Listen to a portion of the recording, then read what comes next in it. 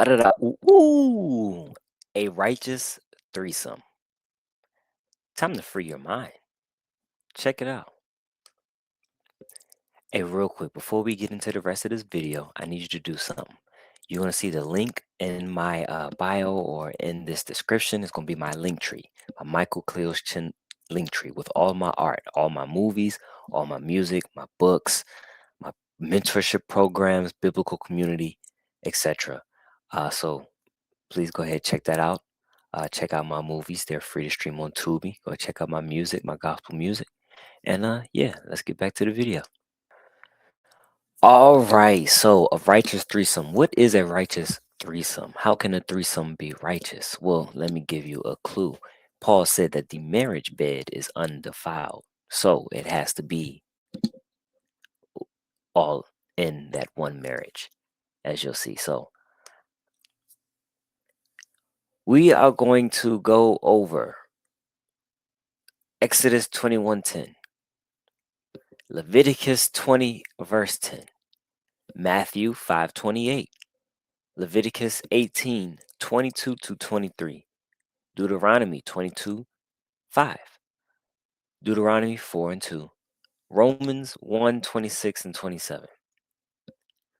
All right. So Exodus 21:10 states that if he take him another wife, her food, her raiment, and her duty of marriage shall he not diminish. Oh, okay. So God already told us that a man of God can take another wife. And he protects the food, the raiment, and the duty of marriage, which is the conjugal, which is sex. He protects those rights of all the women.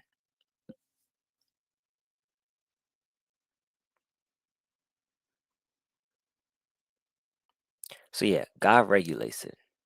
So a man can have as many wives that he can rightly provide and take care of. So adultery has one legal definition according to the Bible, and that involves another man's wife. Leviticus 20 verse 10. And the man that committeth adultery with another man's wife, even he that committeth adultery with his neighbor's wife, the adulterer and the adulteress shall surely be put to death. Now we saw Jesus save the adulteress. We ain't see him save the man. They brought the woman up to be stoned for adultery. Jesus ain't say, "Where the man at? Go ahead, save him too. Don't stone the man." Nah, they probably killed that man, but they saved it. Well, Jesus saved that woman. So uh the biblical definition of adultery only involves another man's wife. That's why Jesus said, if you I'll get to this in the slide, but that's why Jesus said that if you look on a gunye, the word for woman was gunye, which meant that she was a married female. Gunye. She was not a damsel, she was a married female. So if you look on a married female, a gunye, to lust after her in your heart, you have committed adultery with her in your heart. Oh, yes. So Jesus said it, Matthew 5:28. But I say unto you that whosoever looketh on a woman, a gunye, to lust after her, hath already committed adultery with her in his heart. So he's staying in line with Leviticus 20, verse 10. I mean, the apostles, Jesus, the apostles, all the prophets, everyone had to stay in line with the Torah, which is the first 5 books of Moses. Everyone had to stay in line because the Torah is the foundation, and then everything else will be built upon that. So in Leviticus 18:22 to 23, and this is a righteous threesome, is the gift that God gives polygynous marriages. So only polygynous marriages can experience this gift of righteous threesome. And of course, it could be more than 3 women. If he has 5 wives, they can all lay together because Leviticus, it says, "Thou shalt not lie with mankind as with womankind. It is an abomination." So man with man is an abomination. "Neither shalt thou lie with any beast to defile thyself therein." So man with beast. Neither shall any woman stand before any beast to lie down there too. It is confusion. So no to woman and beast. So no to man, no to man and beast, no to woman and beast. God is silent about woman and woman. And then in Deuteronomy 4:2, he says, don't add to his commandments. So if a person says it's a sin for a woman to lay with a woman, then you're adding to his commandments. And you are sinning, or that person is sinning for adding to his commandments. God is silent about woman and woman because a righteous threesome, or everyone being able to lay down together, all the women under that one man being able to lay down and worship together, is a gift from the Most High to polygynous marriages.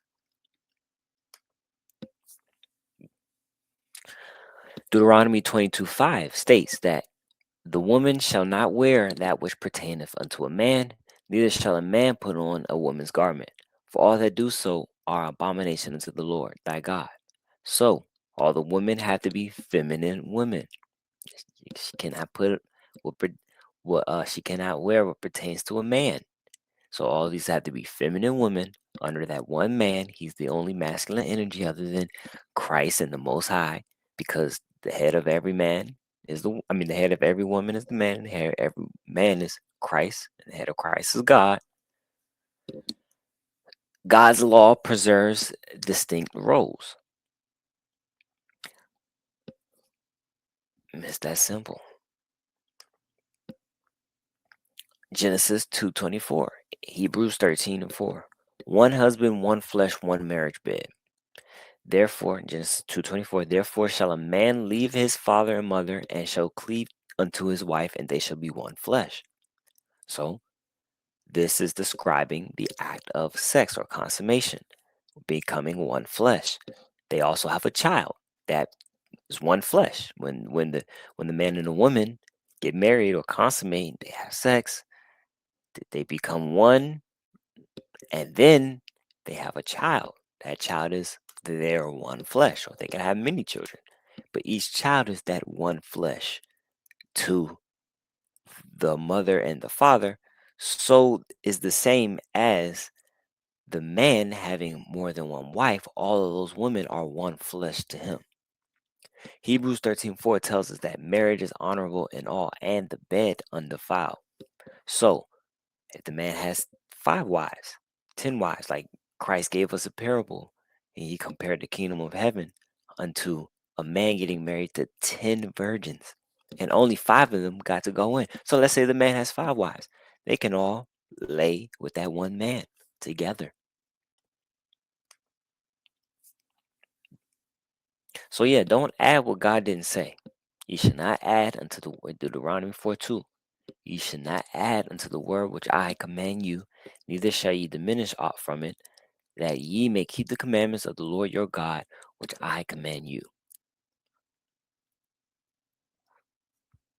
Don't add, don't take away.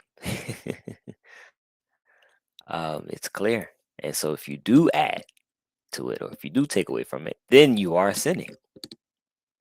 So this is also letting us know that men and women have different roles and different rules within the Torah. Like there are rules for women in their periods, issues of blood, men having a running issue. So there are different rules for the different genders. So same thing with this.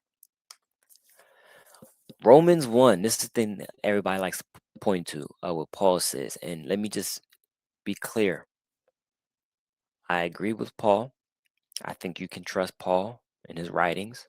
I know there's a lot of people that don't agree with Paul or don't think that I agree with the full Bible, Genesis to Revelation. Um, Also, Paul doesn't have the right to make any new commandments.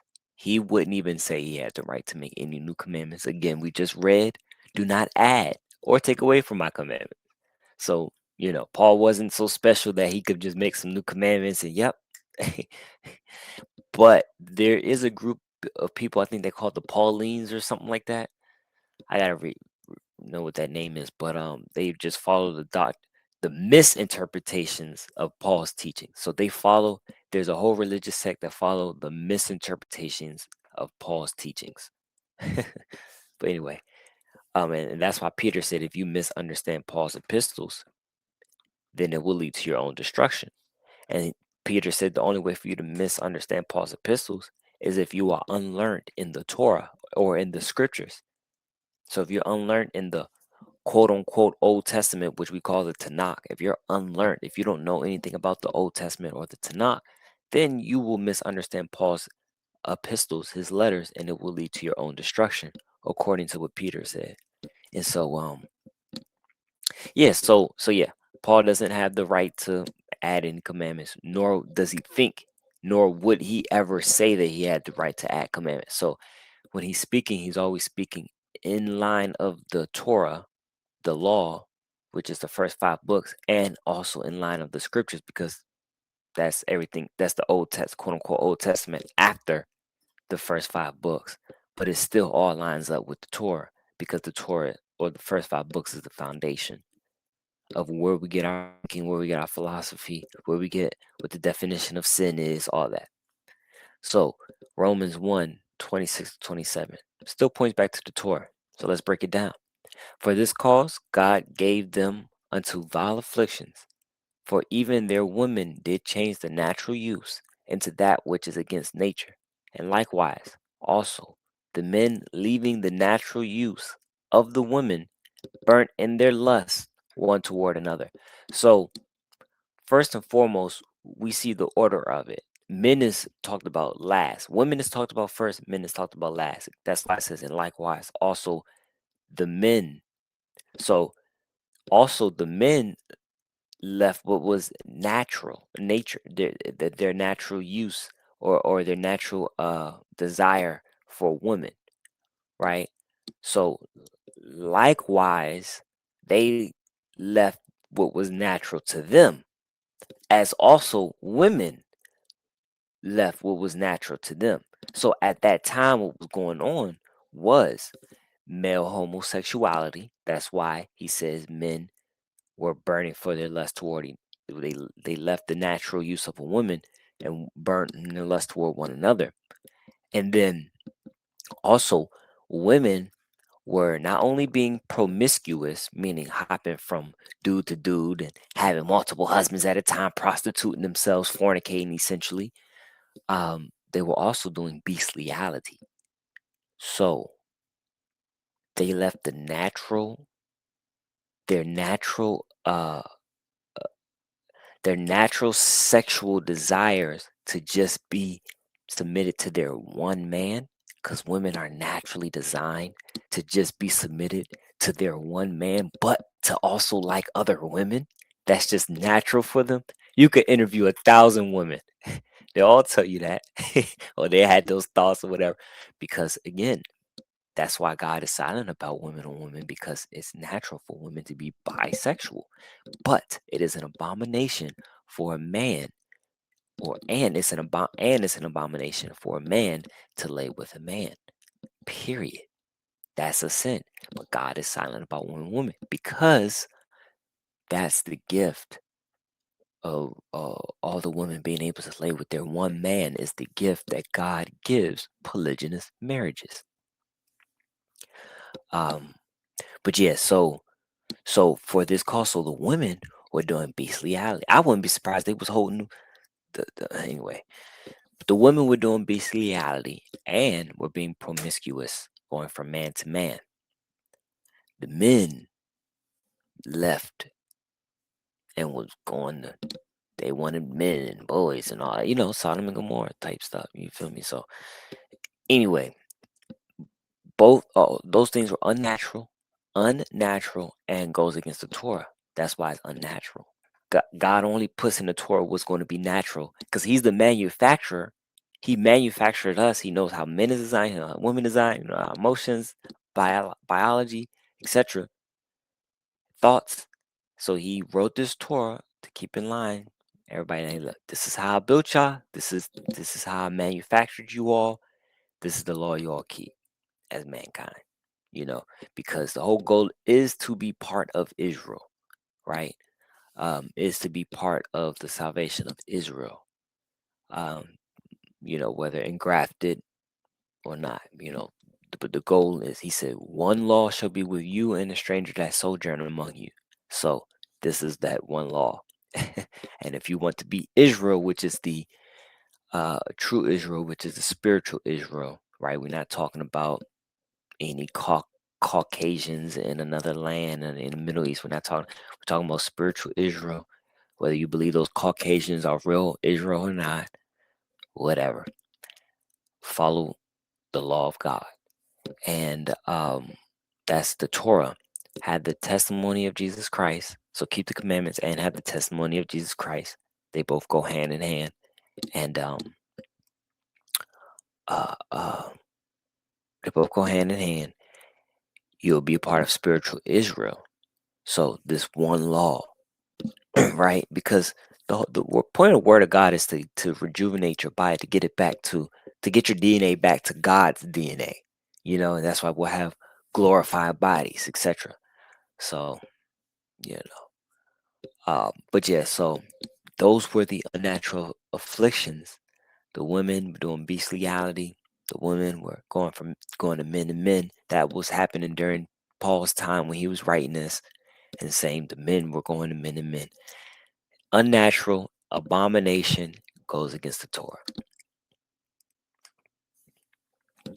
So the conclusion of this is that it is a win for the husband and a win for every wife. They'll be like, oh, well, how come you get to have, and I've even heard manly women try to say, well, they want more than one husband. That's disgusting. Cream pie, that's nasty. I don't know any real men that are attracted to women who are promiscuous. That whole sexy red glorilla type, that no real men aren't attracted to that. I would say maybe only homosexual men egg that on and kind of egg women to be masculine in that sense. But yeah, nah, real men, we ain't rocking with that type stuff. Um, so yeah, I heard women say, yeah, they want it. The win is that the women get to have each other and get to be a part of it. Oh yeah, we like her. Yeah, let's go hang out with her. Oh yeah, she cute. Yeah, go talk to her. See if she'd be a part of the sisterhood. It's a win-win. The children get more siblings and get to play around and then when they grow up, they got all these siblings and they got all these brothers and sisters. Like, yeah, man, 12 tribes of Israel start like that. God permits and provides for. And he just calls it marriage. He doesn't call it polygyny. He don't call it plural marriage. He just calls it marriage, where the one man, as many women as he desires or can take care of. We know what adultery is. It only uh, is defined as doing something with another man's wife. God's silent is a boundary, not a gap. Every wife stays distinctively feminine, never in the husband's place, never trying to wear the pants. One husband, one flesh, one undefiled bed for every wife. So Romans 1 confirms the Torah and it does not overturn it, does not add anything to it. And if you want undeniable biblical proof that a Christian man can have more than one wife, go to the link in my bio. It's my link tree. In my book, Many Wives, One Covenant. It's on Amazon. So if you look up Many Wives, One Covenant on Amazon, you'll also see it there too. But my book is on Amazon. Undeniable biblical proof that a Christian man can have more than one wife at the same time. All right. Follow my social media at I am Cleos. And yeah, that's everywhere. I'll see y'all on the next video.